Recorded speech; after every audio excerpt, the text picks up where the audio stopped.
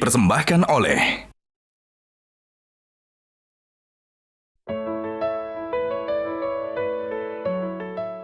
transformasi bukan sekedar proses, tetapi perjalanan menuju masa depan yang lebih baik. Indonesia memiliki potensi besar untuk menjadi bangsa yang maju dan bermartabat. Dengan ilmu, kerja keras, kerukunan, dan kerjasama, masa depan Indonesia ada di tangan kita.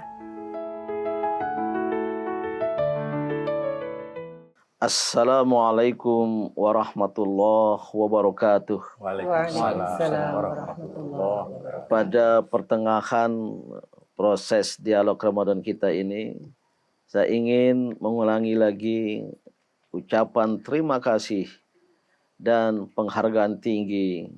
Pertama kepada Metro TV, TV kebanggaan kita yang setia sejak 5 tahun terakhir menayangkan program ini. Dan yang kedua kepada PT Indofood, Sukses Makmur, sebuah perusahaan makanan minuman yang saya tahu 4.500 lebih produknya telah bersertifikat halal, yang juga setia mensponsori dialog Ramadan bersama saya di TV-TV ini. Dan yang ketiga, secara khusus kepada komunitas Orbit Lintas Karya, sebuah pengajian para profesional, pekerja seni, eksekutif, pengusaha, politisi yang dipimpin oleh Tete Eksanti, ya, yang menyiapkan dan menyelenggarakan kegiatan ini, dan termasuk di dalamnya Yumnasa, sebuah desain busana muslim-muslimah karya Eksanti seperti yang saya pakai sekarang ini. Dan juga kepada Pesantren Modern Internasional Dea Malela yang menyediakan tempat bagi penyiapan acara ini, dan kita langsungkan hingga akhir Ramadan nanti. Dan untuk kali ini kita berbicara tentang etos kerukunan di kalangan umat Islam dan bangsa Indonesia. Bang Din, kemarin kita kan tanggal 9 Februari mengadakan perayaan Hari Kemanusiaan Sedunia di DPD. Kita melihat begitu indahnya kerukunan antar umat beragama di Indonesia ini. Kalau kemarin di acara indah dan sangat menguatkan kalau untuk dilaksanakan dalam keseharian seperti begitu. Tapi kenyataannya mengapa tidak terjadi yang sebagaimana mestinya yang ada sekarang di Indonesia? Sulit. Jangan ditanya kepada rumput-rumput yang bergoyang. Tapi memang ya, acara tanggal 9 Februari yang lalu di Gedung Rakyat, Gedung Kompleks MPR RI, DPR RI, DPD RI, Interreligious Council Indonesia, yang kebetulan saya Ketua Kehormatan Presidium, dengan dukungan Dewan Perwakilan Daerah Republik Indonesia, mengadakan perayaan 2 agenda PBB. Pertama, World Interfaith Harmony Week, Pekan Kerukunan Antarumat Beragama, dan yang kedua International Day of Human Fraternity, Hari Persaudaraan Kemanusiaan Internasional. Seluruh wakil dari berbagai agama hadir, 700-an orang, duduk bersama, bahkan dalam satu meja, nggak boleh mengelompok satu agama. Dan yang paling penting, tampil seniman-seniman lintas agama, dan secara khusus paduan suara lintas agama yang dipimpin oleh Kang Dwiki Darmawan, melantunkan lagu-lagu menurut agamanya masing-masing. Islam dipilih Salawat Ashgil. Saya terus terang tidak mampu menahan tetesan air mata. Nah, mengapa ini tidak menjadi kenyataan? Walaupun mohon maaf, saya tidak ingin terlalu ekstrim menilai, relatif ada kerukunan antar umat beragama di tanah air kita, ya. Dan saya tahu persis, walaupun juga kita tidak boleh menutup mata, masih ada ketegangan, bahkan mungkin bukan konflik, silang sengketa, atau ada hal-hal yang menimbulkan perasaan dari satu sama lain yang tidak nyaman kepada saudara-saudaranya dari agama lain, ini suatu kenyataan. Jawabannya adalah karena kita belum sepenuhnya menghayati kerukunan itu sendiri. Dan kerukunan yang harus kita terapkan itu juga belum disepakati oleh semuanya. Apa kerukunan yang sejati? Apa bentuk kerukunan-kerukunan? Dan yang ketiga, ada faktor-faktor di luar agama yang suka mengganggu, terutama politik. Ketika berbeda aspirasi politik pada pemilu, pada pilpres, jangankan antar umat beragama, dalam satu agama pun terpecah belah. Atau juga faktor ekonomi. Karena ada satu kelompok yang menguasai ekonomi, yang lain menjadi korban, maka muncullah ketegangan dan konflik-konflik antar umat beragama. Maka perayaan seperti ini jangan lelah untuk terus kita adakan. Karena ini bersifat pelatihan bagi umat lintas agama untuk mewujudkan kerukunan.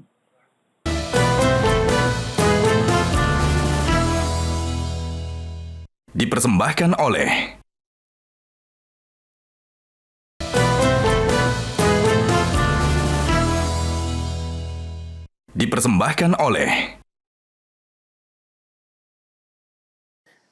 BD, kebetulan alhamdulillah saya dapat berkesempatan melihat berbagai belahan dunia maupun Indonesia sendiri.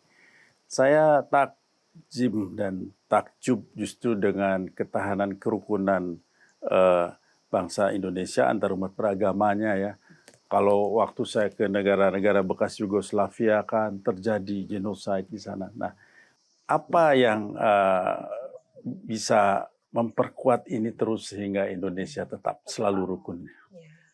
Iya, kerukunan yang sejati itu harus bertumpu, berakar ya, pada keyakinan kita tentang kemajemukan.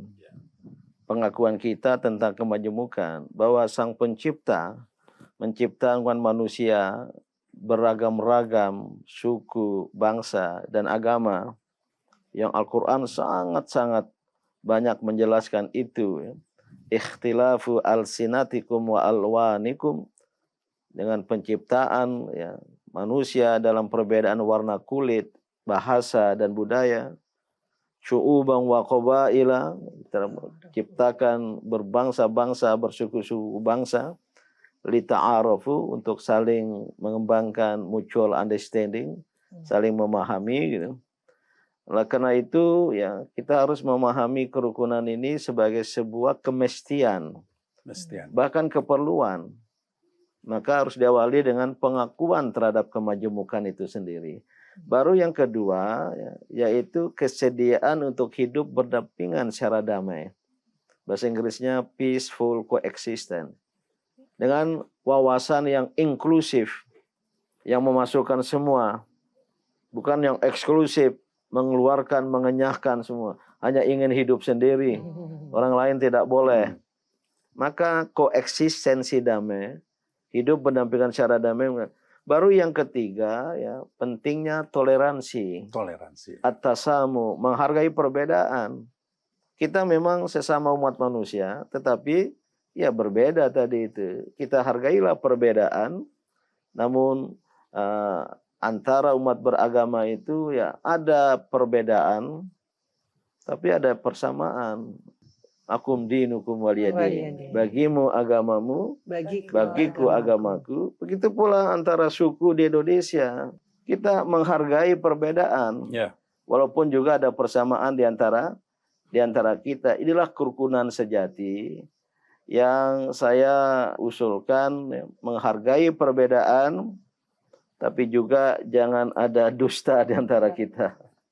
Ya, jangan ada apa ya, manuver-manuver, kegiatan-kegiatan yang sehingga merusak kebersamaan kita. Nah, peristiwa 9 Februari, perayaan Pekan Kerukunan Antar Umat Beragama, kemudian Hari Persaudaraan Kemanusiaan Internasional, ini menjadi dasar khusus persaudaraan kemanusiaan.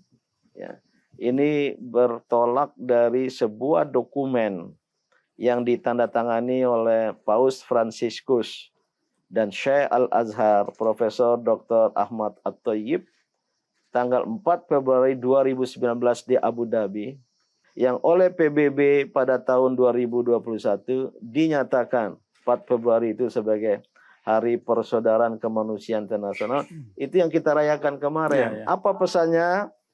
Walaupun kita berbeda, kita bersaudara. Walaupun kita berbeda agama, berbeda suku, berbeda lingkaran-lingkaran lain, namun kita tetap bersaudara. Persaudaraan apa? Persaudaraan sebagai sesama manusia. Itulah al-ukhuwah al-insaniyah.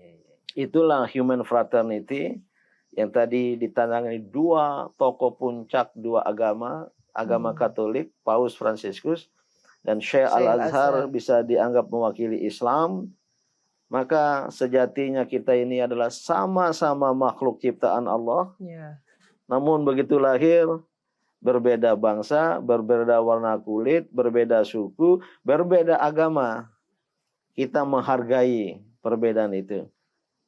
Kita tarik pada kesadaran, kita ini sama-sama sebagai manusia. Itulah persaudaraan kemanusiaan. Ya. Walaupun berbeda, kita tetap bersaudara. Bersaudara. Ya.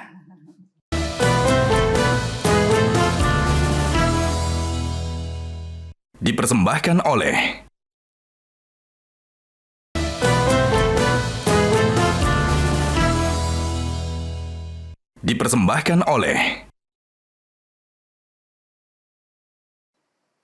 My name is Muhammad Habib Firdaus from Trend Graders.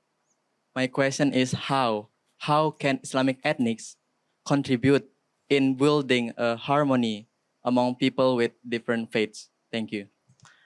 Oke, thank you. Terima kasih Ananda, siswa kelas 11, tentang apa nilai-nilai Islam, nilai-nilai etika Islam untuk membangun dan mengembangkan kerukunan, baik antar umat Islam sendiri maupun antar umat berbagai agama. Sebenarnya tadi sudah saya mulai menjelaskan nilai-nilai itu, dan ini nilai-nilai Islam. Kita harus menghargai kemajemukan. Kemajemukan ini adalah sunnatullah, adalah hukum Allah dalam kehidupan. Allah Subhanahu wa Ta'ala sendiri yang menciptakan kita beragam-ragam dalam ras, warna kulit, bahasa, bangsa, dan suku, termasuk agama. Ya. Oleh karena itu, dengan mengakui kemajemukan, berarti kita menerima sunnatullah. Namun ada pertanyaan di balik pengakuan kemajemukan itu. Ya, adalah siapkah kita untuk hidup berdampingan secara damai tadi? Ayahanda pernah tinggal di sebuah kompleks kecil. Begitu tiba di situ, tahu-tahu tetangga sebelah dari suku lain. Tidak pernah terpikirkan. Allah menakdirkan kami berada dalam satu latar kemajemukan. Maka bermenung, ini adalah ujian.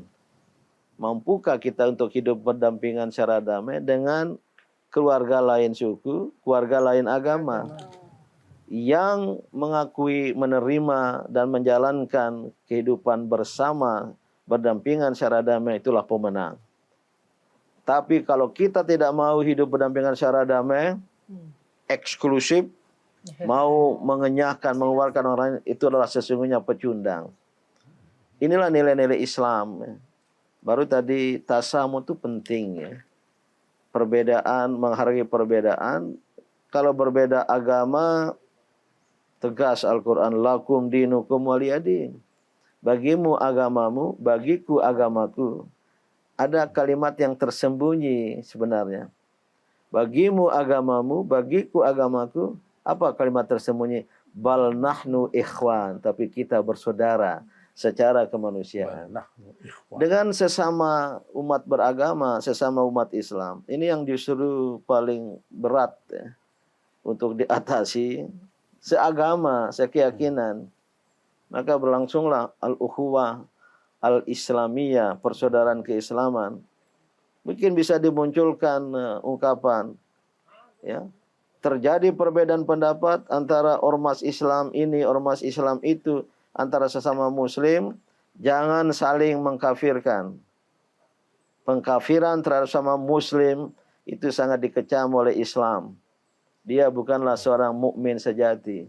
Tapi kalau ada perbedaan, mari kita diskusikan, duduk bersama, bermusyawarah, tidak terjadi kesepakatan, berlakulah lakum ra'yukum wali ra'yi, bagimu pendapatmu, bagiku pendapatku, terselubung lagi. Bal nahnu ikhwan, tapi kita bersaudara secara keyakinan, yaitu sebagai sesama umat Islam. Kalau ini bisa kita terapkan, indahnya kebersamaan. Alhamdulillah di Indonesia relatif terjadi, walaupun tadi saya katakan tidak boleh menutup mata, ada nuansa-nuansa ketegangan, konflik, tapi alhamdulillah juga di Poso, alhamdulillah sekarang, maka perayaan kerukunan antar umat beragama, perayaan persaudaraan kemanusiaan seperti yang kita adakan itu punya dampak. Nah, umat Islam perlu menjadi contoh, bila perlu berada di garda terdepan, barisan terdepan untuk membangun kerukunan sesama umat Islam dan sesama bangsa Indonesia. Ya, Islam sendiri kan sebenarnya berarti kedamaian. Nah, kedamaian itu sendiri kita bisa raih dengan kerukunan itu sendiri sebenarnya. Iya, Islam ada hubungan dengan kata salam, ya, perdamaian, kedamaian, dan Islam, Muslim, orang yang mendamaikan, orang yang menyelamatkan. Ada hadis, ya, para santri sudah hafal, al-muslim man salimal muslimuna min lisanihi wa yadi. Seorang muslim yang sejati, yang menyelamatkan orang-orang lain, muslim-muslim lain, dari lisannya dan dari tangannya. Oleh karena itu menyelamatkan, bukan kemudian menimbulkan kerusakan, al-mafsadat, atau menimbulkan bahaya, al-mudarrat, dalam kehidupan bersama kita ini. Inilah kerukunan sejati. Dan sekali lagi umat Islam, saya pesankan untuk menjadi pelopor, berada di barisan terdepan dalam membangun kerukunan kebangsaan dan membangun kerukunan antar umat beragama di Indonesia tercinta ini.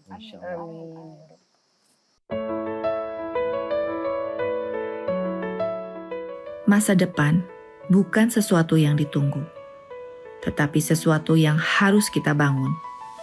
Islam telah memberikan pedoman, dan sekarang tugas kita adalah menerapkannya dalam kehidupan nyata.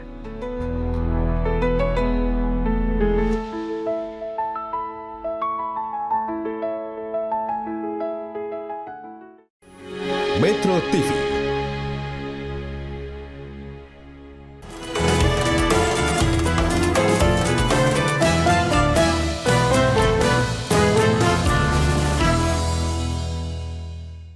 Dipersembahkan oleh